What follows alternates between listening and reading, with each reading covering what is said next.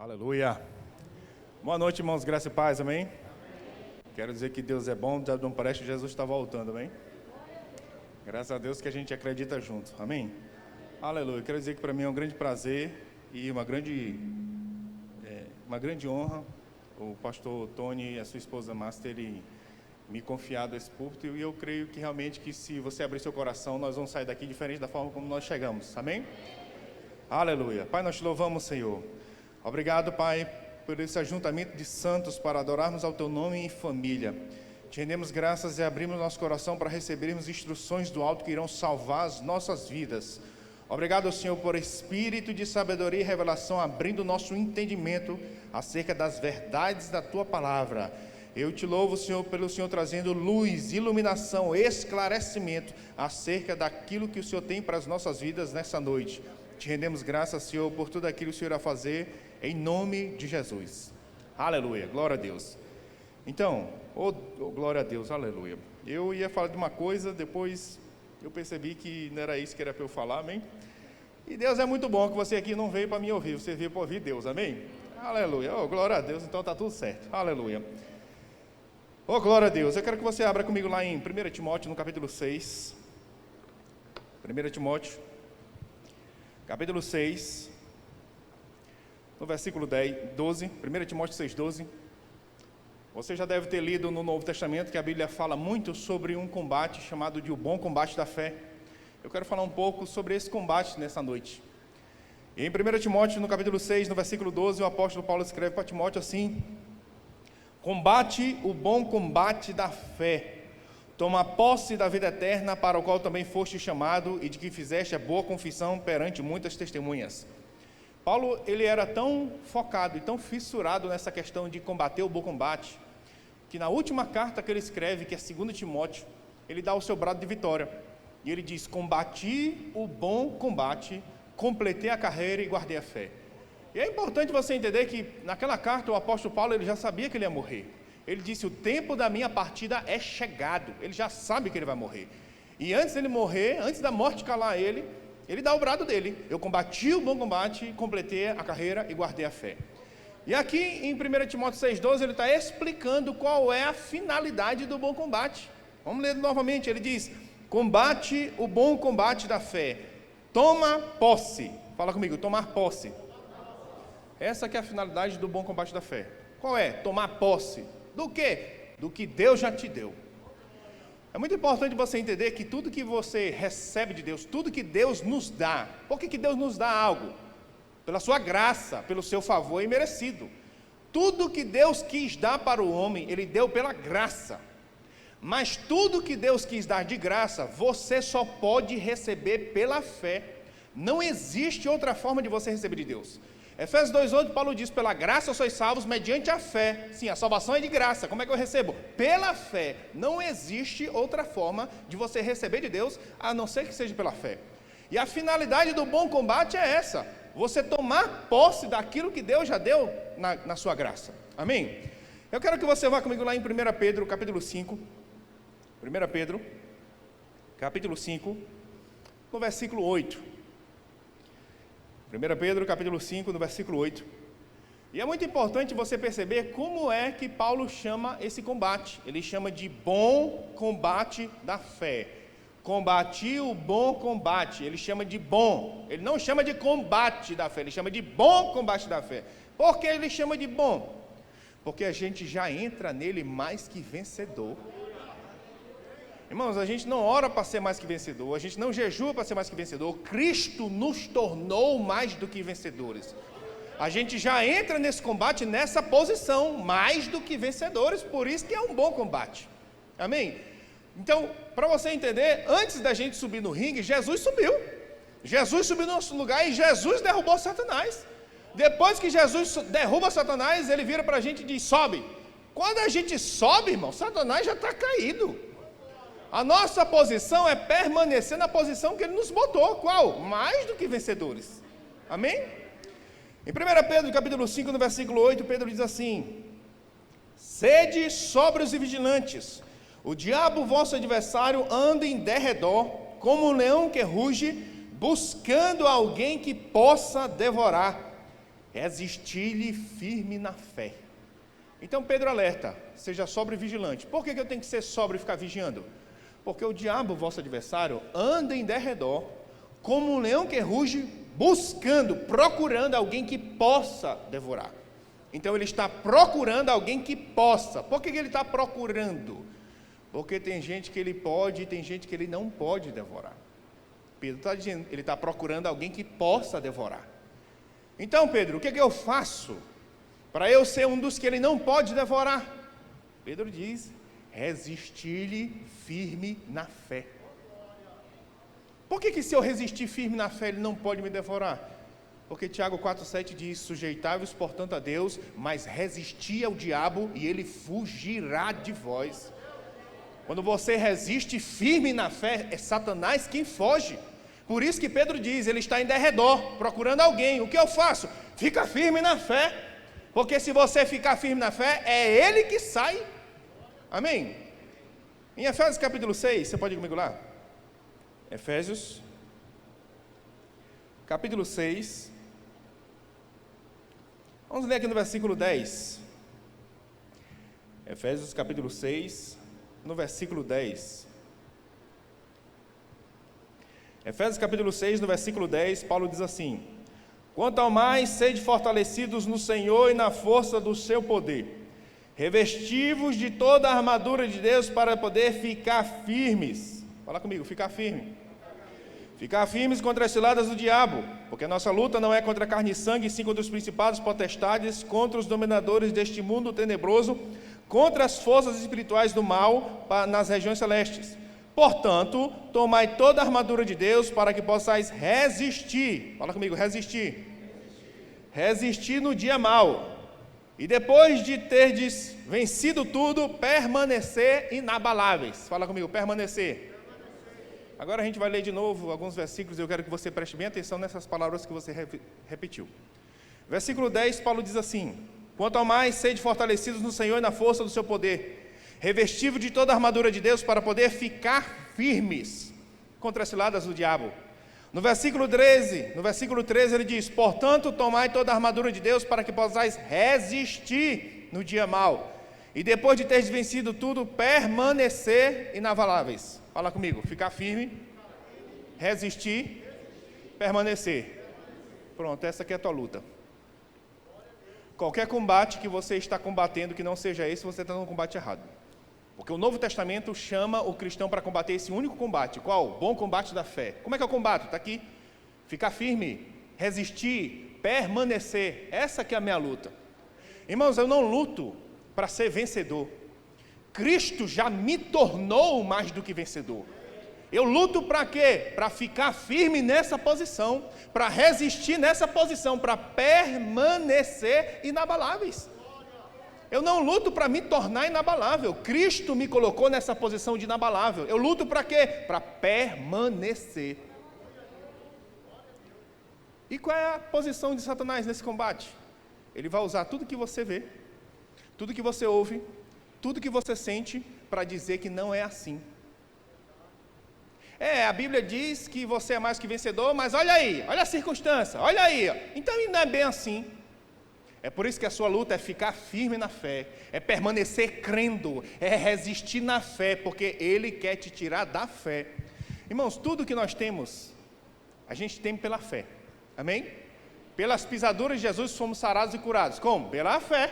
Pela fé somos curados, pela fé somos mais que vencedores, pela fé somos abençoados com toda sorte de bênção, tudo é pela fé. Por isso que o trabalho de Satanás é tentar te tirar da fé. Ele quer me tirar da fé e quer me colocar onde? Na área da razão, da mente. Como que tu é mais que vencedor se tu está aí cheio de derrota? Como que tu é sarado e curado se tu está com esse sintoma no teu corpo? Como que tu é abençoado com toda sorte de bênção se as coisas não estão dando certo? Ele quer fazer você sair da área da fé e trazer para a área da mente. Porque é na mente que você tem sintoma, é na mente que o dinheiro não dá, é na mente que o gerente não vai liberar o recurso, tudo é na área da mente. Mas se você permanecer na fé, de lá você vai exercer a sua vitória. Amém? A nossa luta é essa, fala comigo, ficar firme, resistir, permanecer. Vamos ler o versículo 13 de novo. Vamos ler o versículo 13. Portanto, tomai toda a armadura de Deus para que possais resistir no dia mau. E depois de terdes vencido tudo, permanecer inabaláveis. Olha o que ele disse. E depois de terdes vencido tudo. Ele não diz, e se der tudo certo e você vencer? Ele não fala assim. E depois de terdes vencido tudo, permanecer inabaláveis. Paulo já dá a sua vitória como certa. Por quê? Porque a fé é a vitória que vence o mundo. É impossível tu ficar firme na fé e essa vitória não se manifestar. Por isso que ele não diz, se der tudo certo e tu vencer. Não, ele não diz isso. Ele disse, depois de ter vencido tudo, se você ficar firme na fé, você vai vencer tudo. Portanto, tomai toda a armadura de Deus para que possais resistir no dia mau. Para que possais resistir no dia mau. O que você faz no dia mau? Portanto, tomai toda a armadura de Deus para que possais resistir no dia mau. O que você faz no dia mau? Você resiste na fé. Portanto, tomai toda a armadura de Deus para que possais resistir no dia mau. Deixa eu te explicar o que é o dia mau. A gente acabou de ver que Pedro disse que Satanás está em derredor procurando uma oportunidade para vir contra nós. Quando ele acha um momento oportuno, ele vem contra nós. Nesse dia que ele vem contra nós, Paulo chama esse dia de dia mau. O que eu faço no dia mau? Eu resisto ele na fé e ele sai. Amém? No dia mau, você resiste firme na fé e ele sai. Amém? Irmãos, eu quero que você preste bem atenção nas instruções do Novo Testamento. Não existe nenhuma instrução no Novo Testamento dizendo que no dia mau você ora para Deus repreender Satanás. Ok? Eu esqueci de dizer que às vezes eu prego em japonês, ok? Eu vou falar em português agora para você entender o que eu falei, ok? Não existe nenhuma instrução no Novo Testamento dizendo que no dia mau você ora para Deus repreender Satanás. Não tem isso.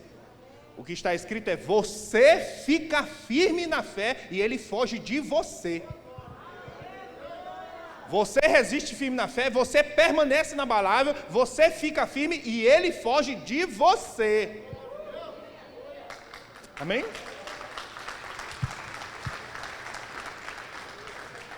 Vamos comigo lá em Hebreus capítulo 11. Hebreus capítulo 11. Hebreus capítulo 11. Vamos ver aqui no versículo 1. Hebreus capítulo 11. No versículo 1. Hebreus capítulo 11, no versículo 1, vai dar a definição bíblica do que é fé. Então, quando você quiser saber o que é fé, não vá para o Google, nem vá para o dicionário. Vá para Hebreus 11, que aqui vai dar a definição bíblica do que é fé. Hebreus 11, 1 diz, ora, a fé é a certeza de coisas que se esperam e a convicção de fatos que não se veem. Pronto, isso aqui que é fé. É muito importante você desvincular a fé de sensação, emoção. Porque as pessoas pensam que é assim, ó, você está crendo? Tô. Como é que tu sabe? Não, porque assim eu estou sentindo um negócio aqui nas costas. Não, fé não é esse negócio, ok? Fé não é arrepio. Fé não é sensação, fé não é pelo arrepiado. O que é fé? Certeza e convicção. Ora, a fé é a certeza das coisas que se esperam e a convicção de fatos que você não vê. Então, quando é que você está crendo? Quando você tem certeza e convicção. Não importa se você não tem arrepio, se você não tem frio na barriga, não importa. Mas se você tem certeza e convicção do que Deus disse, você está crendo no que a palavra diz. Amém? Agora eu quero chamar a sua atenção para essa parte da definição de fé. Convicção de fatos que não se veem. O que é fé? Certeza das coisas que se esperam. E convicção de fatos que não se veem. Convicção de fatos que não se veem. Amém? Presta atenção. Para ser fé, tu não pode estar vendo aquilo que tu está crendo. Convicção em fatos que não se veem. Se você já está vendo, tu não precisa de fé. Tu só precisa de fé enquanto tu não vê. Mas se tu já está vendo, tu não precisa de fé, irmão. Eu não posso chegar e dizer, eu creio que isso aqui é um celular. Não, eu estou vendo, minha amiga, isso aqui é um celular. Você entende?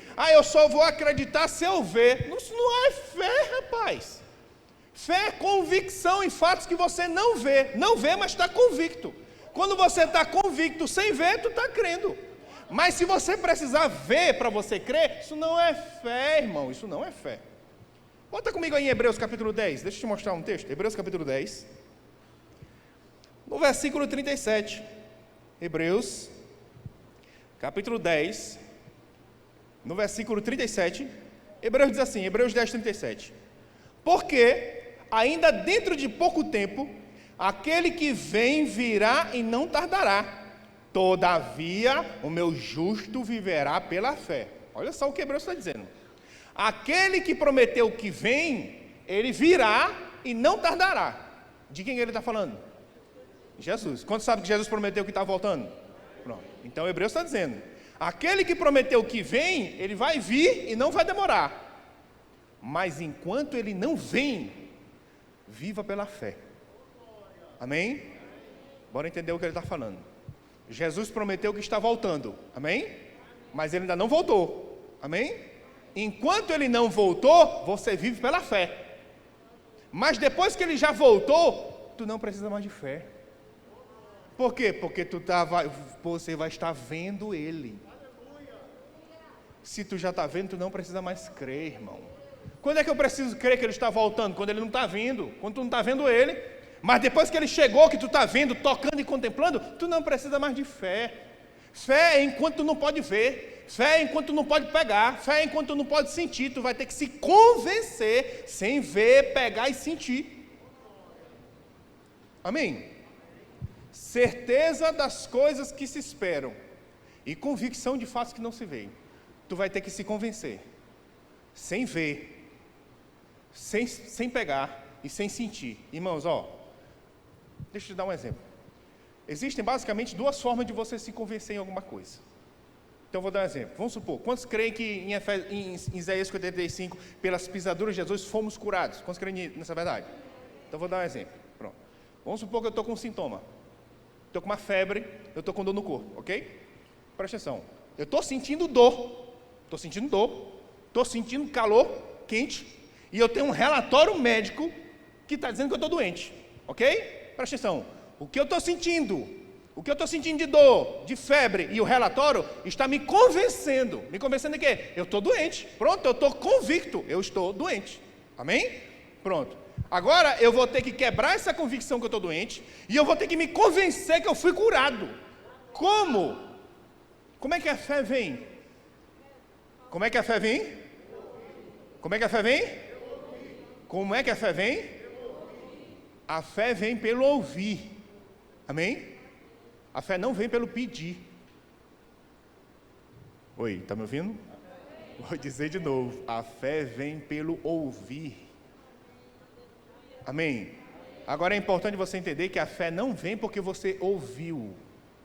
A fé vem pelo ouvir. A fé só vem pelo ouvir e ela só vem enquanto você está ouvindo. Então eu estou convicto que eu estou doente. Como é que eu vou receber a cura que Jesus já me deu? Pela fé. Como é que eu vou crer agora que eu fui curado? Você vai ter que ficar ouvindo o que a Bíblia diz sobre curar, até tu se convencer que tu está curado. Quando você estiver convicto que você está curado, cura vai se manifestar no seu corpo. É assim que você recebe as coisas pela fé. Você vai ter que aprender a ignorar o que você está vendo, o que você está sentindo, o que estão dizendo para você e se concentrar no que Deus diz. Quando você estiver convicto no que Deus diz, aquilo que Ele promete vai se manifestar para você. Amém? Agora, a definição de fé é essa: certeza das coisas que se esperam. Fala comigo, espera. Existe um tempo de espera, irmão. Dentro da definição de fé, já existe um tempo de espera. Certeza de coisas que se esperam. Do momento que você recebe pela fé, até o momento que aquilo se manifesta para você, existe um tempo, meu amigo, de espera. Amém? Deixa eu só te lembrar o que aconteceu com Jesus, você não percebe lá. Em Marcos capítulo 11, no versículo 12, ele está olhando uma figueira de longe, ele vai até a figueira para ver se a figueira tem figos, e não tem. E ele diz, por nunca mais como alguém fruto de ti. E ele saiu. O versículo 20 diz que no outro dia, fala comigo, no outro dia a figueira está morta. Amém? Mas presta atenção. Jesus falou que ele creu. O que foi que ele creu? Nunca mais ninguém vai comer um fruto de ti. Ele falou que ele creu. Ele creu. Mas no texto não diz que caiu um raio e fulminou a figueira na hora. Não fala isso não. Diz que no outro dia a figueira estava morta. Fala comigo, no outro dia. Fala comigo assim, ó, Jesusão teve que esperar o outro dia. Jesusão teve que esperar o outro dia. Mas os crentes, não daqui, glória a Deus, aleluia, mas lá do Maranhão, que eu sou de lá, os crentes de lá são muito agoniados, meu filho. Se ele crê num negócio e fala hoje, e daqui a meia hora não se manifesta, não está funcionando. Irmão, deixa de ser agoniado. Quantos lembram que Abraão é o pai da fé, o pai dos que creem? Abraão esperou, meu amigo, 25 anos. Amém, Jesus? Do momento que você recebe pela fé, crendo na palavra, até o momento que aquilo se manifesta, tem um tempo, irmão. E o que tu faz nesse tempo? Fica firme na fé, resiste na fé, permanece crendo, porque é nesse tempo de espera que Satanás vai usar o que você vê, o que você ouve e o que você sente para dizer que não está funcionando. Porque se estivesse funcionando, já estava aí no teu bolso. Se estivesse funcionando, já tinha chegado na tua conta. Se estivesse funcionando, os sintomas já tinham saído do teu corpo. Ele vai usar o que você vê, o que você ouve e o que você sente para fazer você duvidar do que está escrito. Mas a fé ignora o que vê, ignora. Irmãos, a fé não nega o fato, ok? Nesse exemplo, eu não estou doente. Não, eu estou, está aqui, estou. Mas eu creio que pelas pisaduras de Jesus eu fui curado. Pai, eu te dou graça e eu recebo pela fé minha cura. Acabou, meu amigo. Agora eu não digo mais que eu estou doente. Agora eu digo o quê? Eu fui curado. A Bíblia não diz eu serei, a Bíblia diz eu fui.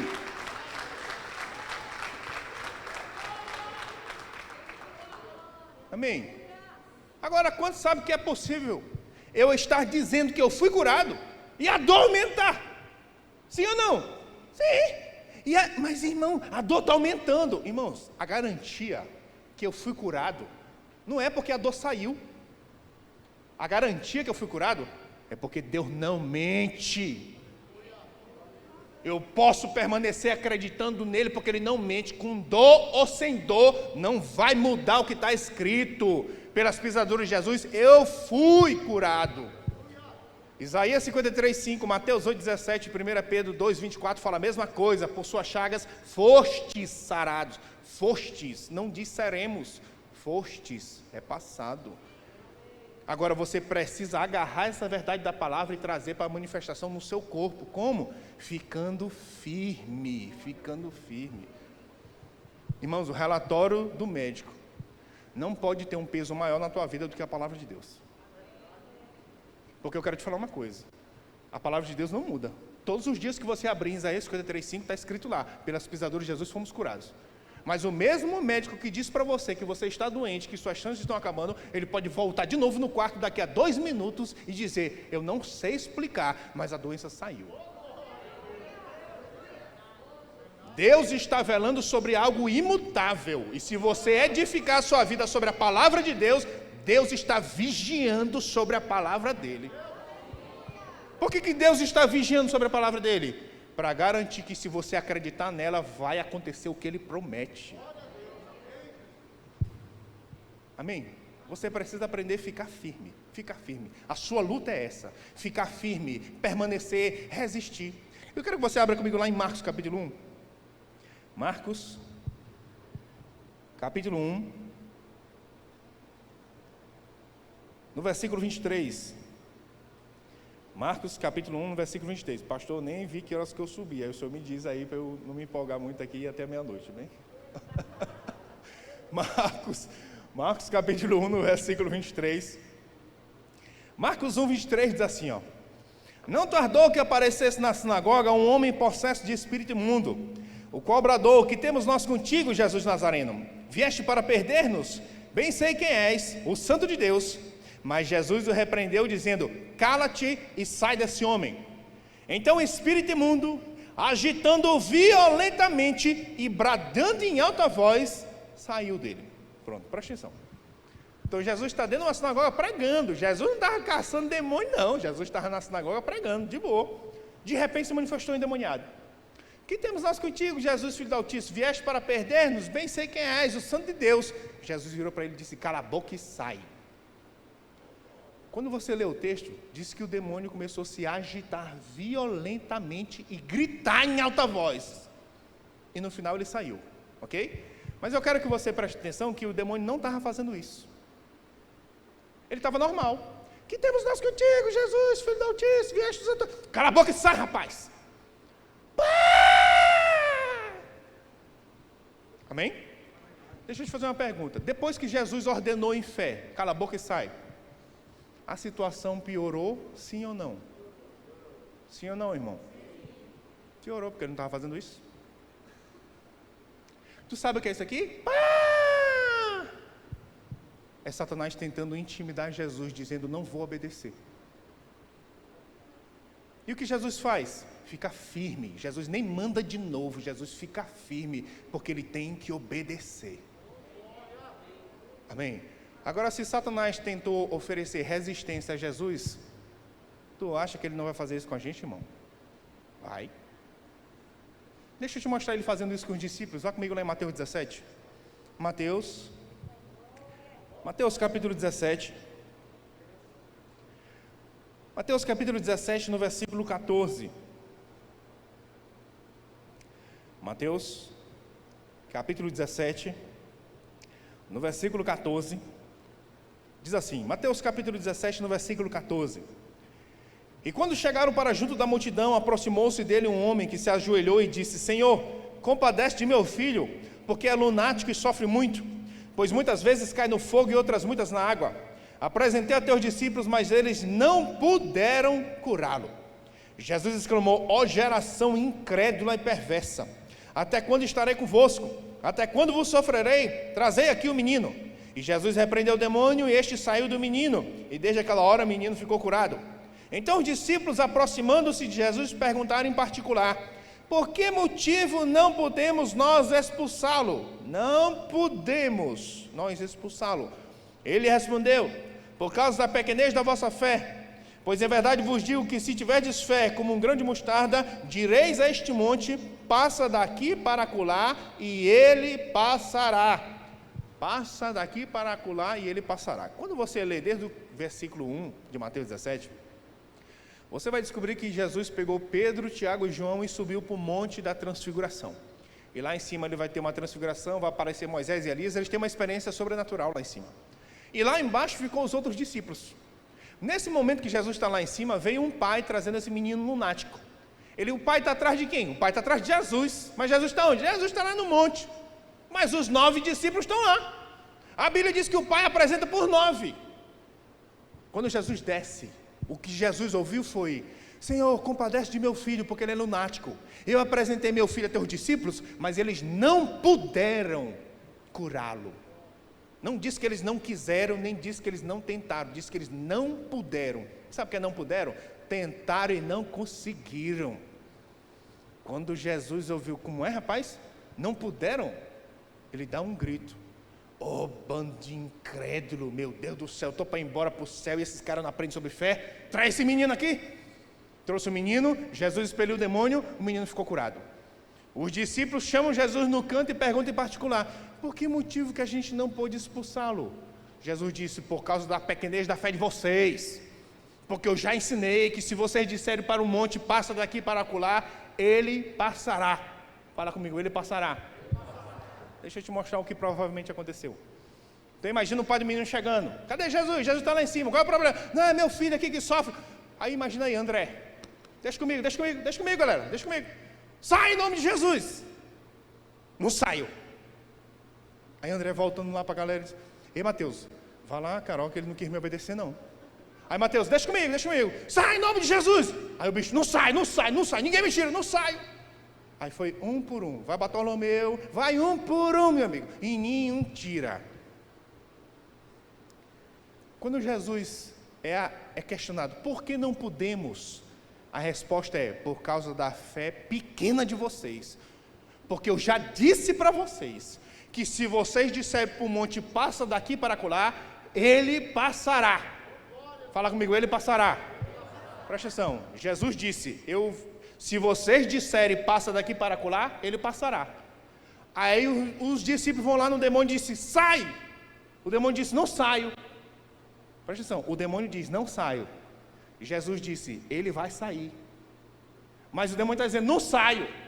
Mas o Jesus tinha ensinado: ele vai sair. Eu quero que você imagine os discípulos virando para Jesus dizendo: mas Senhor, a gente foi lá, mandou ele sair, ele disse que não ia sair. Rapaz, eu disse que ele vai sair. Mas Senhor, a gente foi lá e mandou ele sair, ele disse que não ia sair. Rapaz, eu disse para vocês que ele vai sair. Tu sabe qual é o problema? Os discípulos estão crendo mais no que o demônio diz do que no Jesus disse. Jesus disse: eu disse que ele vai sair. Mas Senhor, a gente foi lá e mandou, ele não quer sair. Estão crendo mais no que o demônio diz do que no que Jesus disse. Muitas vezes as pessoas fazem isso.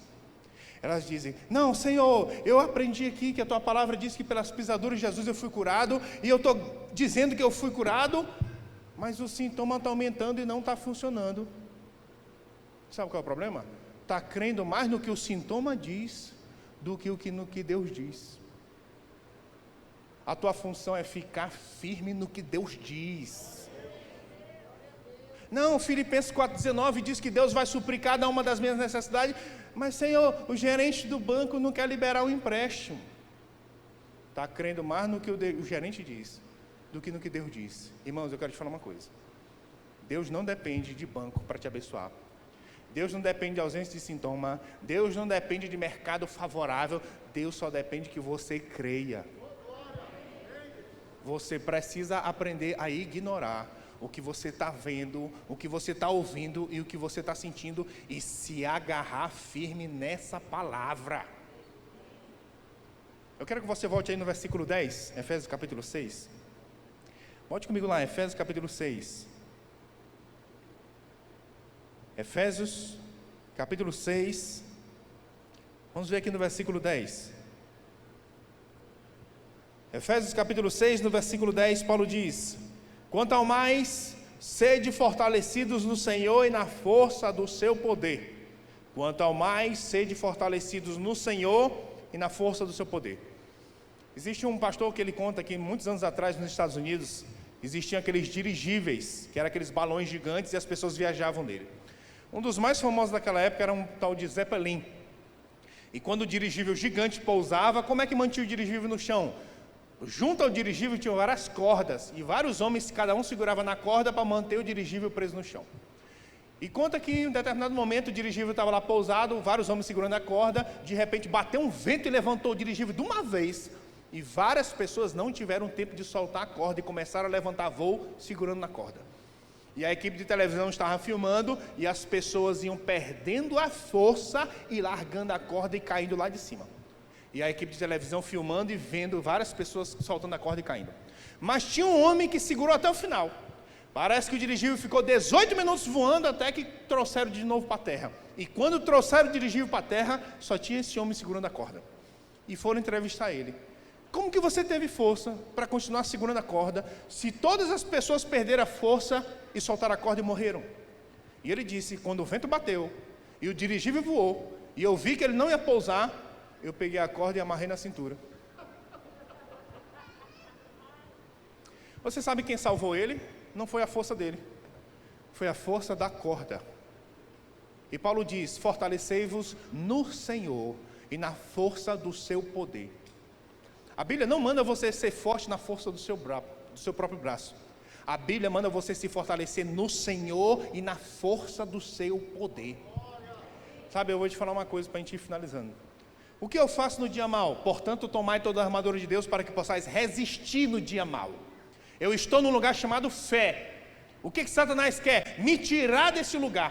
Qual é a minha função? Ficar nesse lugar, permanecer, resistir. Amém? Quando é que ele vem contra mim? No dia mau. O que eu faço no dia mau? Eu resisto firme na fé. O que é o dia mau? É o dia que ele vem contra mim. Amém? Não é o mês mau, nem é o ano mau, é o dia mau, aleluia e glória a Deus. Amém? No dia mau, o que eu faço? Eu resisto firme na fé. E nos dias bons, o que tu faz? Fortalecei-vos no Senhor e na força do seu poder.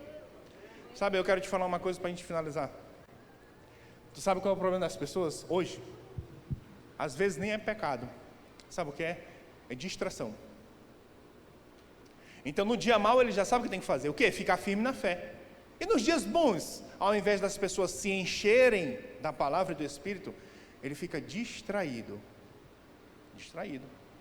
Eu quero que você imagine Satanás chegando no deserto para tentar Jesus. Jesus no deserto, 40 dias, foi se consagrar. Satanás chegando para tentar Jesus no deserto. Eu quero que você imagine que ao invés de Jesus se consagrar lá no deserto, orando, jejuando e meditando na palavra, Jesus ficou no Instagram, meu amigo, no Facebook, 40 dias lá.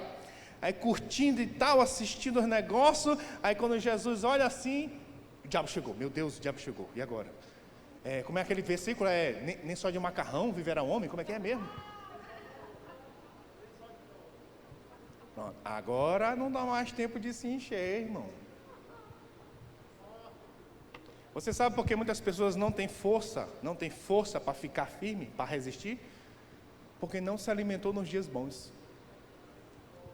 A fé fica firme no dia mau, mas a fé se enche nos dias bons, irmão. Nos dias bons tu não baixa a tua guarda e fica gastando teu tempo todo com coisas que não vão te edificar. Porque eu quero te lembrar, a Bíblia diz que Satanás está em derredor, procurando uma oportunidade. Se você está gastando todo o teu tempo com coisas que não vão te edificar, é muito importante você ter consciência que ele está vendo. Ele sabe exatamente a hora que ele vai vir. E é por isso que quando ele chegar, tu tem que estar cheio da palavra e do Espírito. Porque só cheio da palavra e do Espírito, tu vai ter força para resistir firme na fé. Sabe, para finalizar, eu quero te falar uma coisa. Uma vez, uma aluna, ela me levou para orar pela pastora dela. Ela já estava internada na UTI. E quando eu cheguei lá, eu nunca tinha visto aquela mulher, aquela senhora.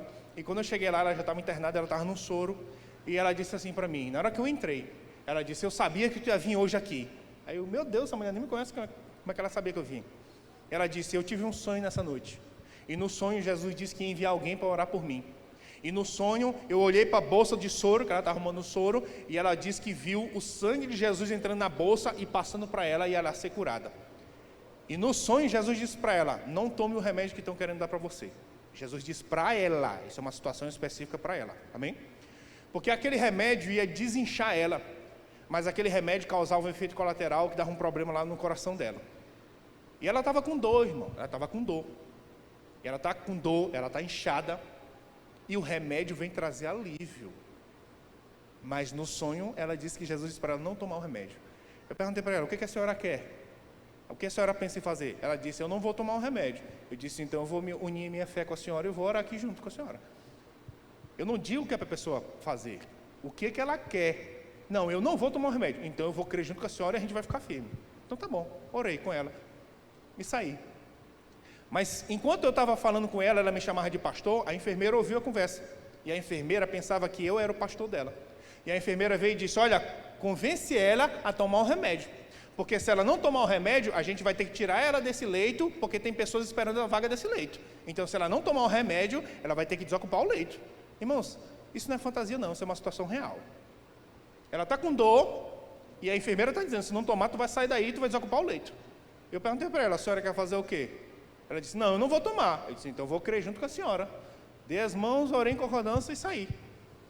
À noite, a irmã que tinha me levado lá disse, olha, ela decidiu tomar o remédio, vamos orar. Eu disse, tá bom. Na madrugada, ela mandou uma mensagem, ela está tendo complicações, vamos orar mais ainda. Eu disse, tá bom. De manhã ela faleceu. Deixa eu te falar uma coisa, irmão. Eu não quero julgar ninguém, mas eu quero te falar uma coisa. Às vezes, não é só uma questão de saber o que tem que fazer. Às vezes é uma questão de que a pessoa não tem mais forças para fazer. Sabe, lá em São Luís eu vou para a academia todos os dias. E aqui eu não estou indo nem um dia. E quando eu chegar lá em São Luís, eu vou ter passado 15 dias sem pisar na academia. Quando eu chegar em São Luís, se eu botar as mesmas cargas que eu botava antes, eu vou me quebrar todinho, meu filho. Não é uma questão de saber fazer o movimento, eu sei fazer o movimento, é uma questão de que eu não aguento a carga. Muitas vezes as pessoas perguntam, mas por que aconteceu isso com ele? Se ele sabe sobre fé, ele sabe crer e confessar, não é só uma questão de saber o que fazer. Muitas vezes é uma questão que ele não tem mais força para fazer o que ele sabe que tem que fazer. Por que ele não tem força? Porque talvez nos dias bons ele não fez o que era para fazer. Irmão, não se distraia. Não fique perdendo seu tempo nos dias bons. Não fique gastando todo o teu tempo com coisas que não vão te edificar. Porque no dia mau você tem que resistir firme na fé. Mas para você conseguir resistir firme na fé, você precisa estar cheio do Espírito e da palavra.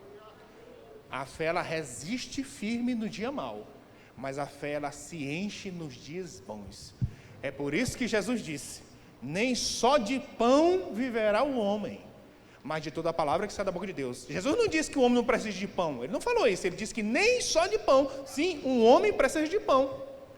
Por quê? Porque o pão vai alimentar o corpo do homem, mas a palavra de Deus vai alimentar o espírito do homem. Agora deixa eu te falar uma coisa, uma pessoa que passa 3 dias sem comer, rapidamente ela percebe como a falta de comida causa um dano no corpo dela. Sim ou não? Mas uma pessoa que passa 3 dias sem se alimentar da palavra de Deus, ela não percebe tão rápido assim que aquilo faz falta. Você sabe quando ela vai perceber? No dia mau. Amém? Não se distraia. Eu quero te falar uma coisa que Deus tem me inspirado a dizer em alguns lugares. Existe uma restituição para tudo isso que Satanás tem causado no mundo do ano passado para cá. Existe uma restituição divina. Como é que você vai receber essas coisas de restituições? Pela fé. Para você receber pela fé, você tem que estar alimentado da palavra e do Espírito. Amém? Aleluia. Eu queria que você ficasse em pé, eu queria fazer uma oração. Aleluia.